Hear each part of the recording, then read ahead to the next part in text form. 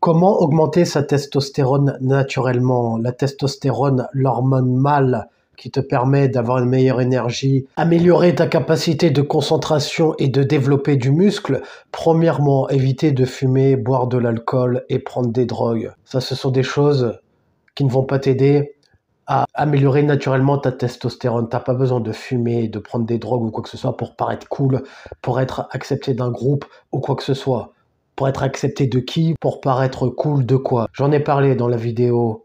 Ce ne sont pas tes amis ou quoi que ce soit. T'as pas besoin de faire des choses stupides pour être accepté d'un groupe ou quoi que ce soit. Si on te trouve pas drôle parce que tu fumes pas, tu prends pas d'alcool ou quoi que ce soit, il y a pas de souci. Who cares? Comme disaient les Américains. On s'en fout.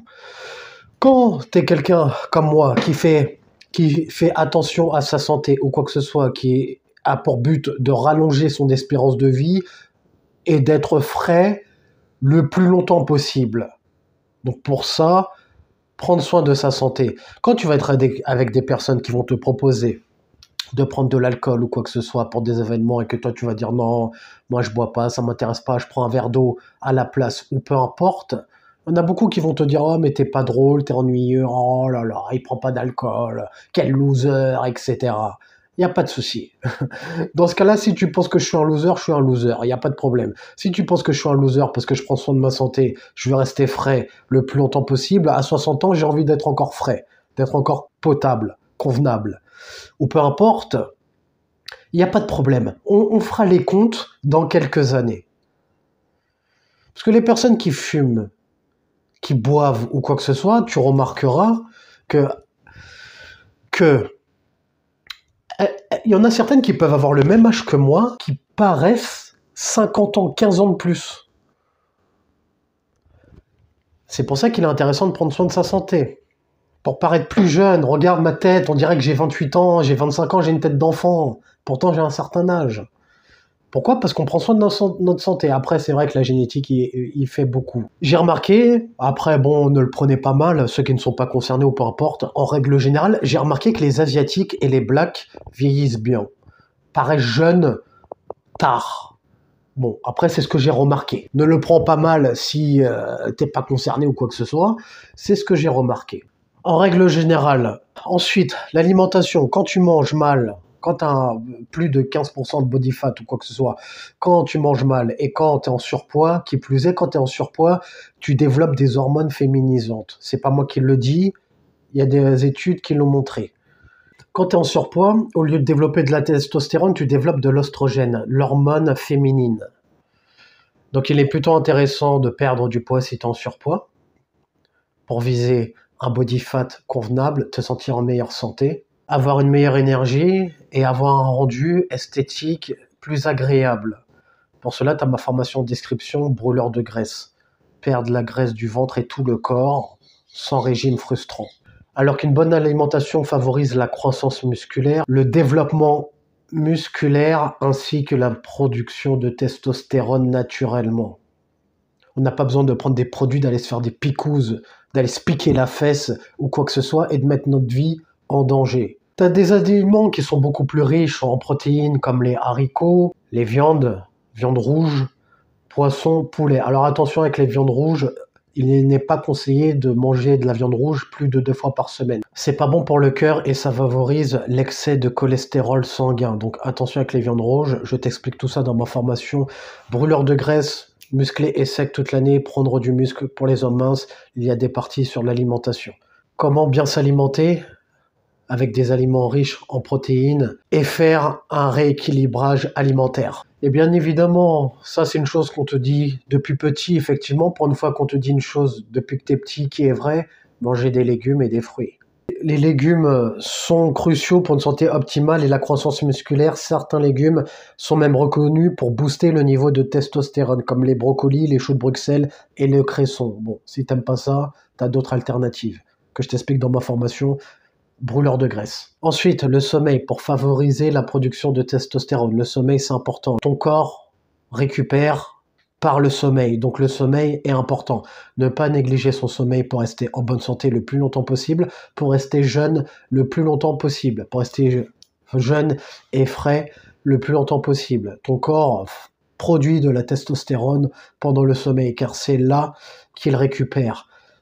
Idéalement, entre 7 et 8 heures de sommeil. Après, on est tous différents. Moi, par exemple, pour avoir une bonne énergie durant la journée, il me faut entre 7 et 8 heures de sommeil. Après, pour certaines personnes, ça peut être différent. Pour certaines personnes, ça peut être 9 heures. Pour d'autres personnes, ça peut être 6 heures ou quoi que ce soit. À toi de trouver le nombre d'heures de sommeil qui te convient. Si tu te lèves tôt, eh bien, tu te couches plus tôt. Tu t'organises. Car le sommeil est important et c'est pendant le sommeil que tes muscles se régénèrent et récupèrent. Et c'est pendant le sommeil que tes muscles se construisent et se réparent. Et bien évidemment, faire de la musculation, idéalement, après t'as d'autres sports qui favorisent la production de testostérone, comme les sprints, le crossfit, la boxe, les exercices de développement musculaire, comme les squats, les soulevés de terre, les exercices polyarticulaires. En soulevant des charges, en augmentant progressivement les charges, tu gagnes en force, tu développes de la testostérone également. En soulevant des charges lourdes, progressivement. Encore une fois, sujet qu'on évoque dans la formation, prendre du muscle pour les hommes minces. Les sprints en fractionné accroissent la production de testostérone. Et c'est ce que je fais quand je cours 3 fois par semaine sur tapis ou en extérieur, et je fais du fractionné. Il y a des moments, je fais des sprints. Ça permet de stresser l'organisme et ça permet également de brûler des graisses même après l'effort, 48 heures après l'effort, lorsque tu fais du fractionné. Et 5e point, bon, je sais plus si c'est le 5e ou lequel, je suis allé un peu dans le désordre.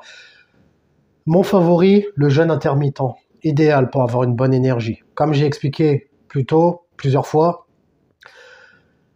Après, on est tous différents. Moi, j'ai constaté que, par exemple, le matin, j'ai pas souvent très faim. Donc, on vous dit souvent le petit déjeuner, le repas le plus important. Donc, on aura tendance à prendre un petit déjeuner le matin parce que il faut prendre son petit déj puisque c'est le repas le plus important. Sauf que la plupart du temps, t'as pas très faim le matin. Et de plus, tu commences ta journée dans une phase digestive. Surtout que si tu es quelqu'un comme moi qui va au sport le matin, si tu prends un petit déjeuner lourd alors que tu n'as pas très faim et que tu vas au sport juste après et qu'après tu vas affronter ta journée de travail, tu commences ta journée dans une phase de digestion, donc avec un niveau d'énergie bas. J'ai sauté le petit déjeuner. Et quand tu fais ce qu'on appelle le jeûne intermittent, c'est-à-dire jeûner pendant 16 heures. Par exemple, ton dernier repas est à 20 heures, ton repas suivant sera à midi, tu auras fait 16 heures de jeûne. Quand tu fais un jeûne, ça te permet de reposer l'organisme. Et ceux qui font le ramadan, d'ailleurs j'ai fait le ramadan une journée pour essayer avec un pote une fois, au début c'est vrai que ça peut être dur, mais j'avais ressenti les bienfaits pour l'avoir fait une journée. Tu as l'impression que ça purifie l'intérieur, ça nettoie l'intérieur.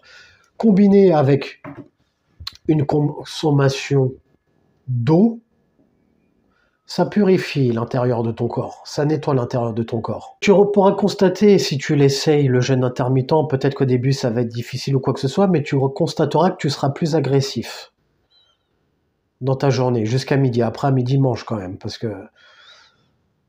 tu commences à affaiblir à un moment donné, et tu sens que tu as une meilleure énergie. À tester, testez-le et vous verrez bien. Ce qui me ramène au point suivant, consommer beaucoup d'eau. Le fait de boire beaucoup d'eau, ça nettoie les toxines à l'intérieur de ton corps. Ça élimine, ça nettoie ton corps. Petite anecdote, quand j'étais plus jeune, j'avais des problèmes d'acné, j'avais demandé à un ami d'enfance, je lui avais demandé conseil, il m'avait conseillé de prendre de la bardane, ce sont des gélules naturelles, contre l'acné et de boire beaucoup d'eau. Parce que quand tu bois beaucoup d'eau, comme je t'ai dit, ça nettoie ton corps. Je l'avais essayé et j'ai constaté que j'avais une peau plus nette. Et ça avait éliminé mon acné. Donc le fait de boire beaucoup d'eau, c'est bon pour avoir une peau belle et nette. Ça a des bienfaits pour ton corps et pour ta peau également. Donc boire beaucoup d'eau, rappelle-toi, je t'ai dit plutôt éviter l'alcool, etc. Après, si c'est occasionnel, ça peut aller.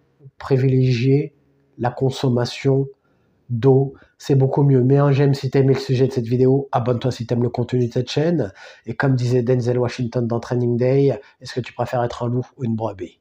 Prends une décision.